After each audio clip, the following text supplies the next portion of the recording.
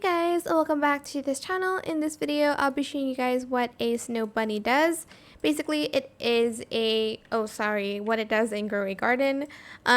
Basically, it is a common pet. It looks like this. It's super duper cute. And the ability is that eats carrots for more shekel value, and all other bunnies and rabbits gain bonus experience.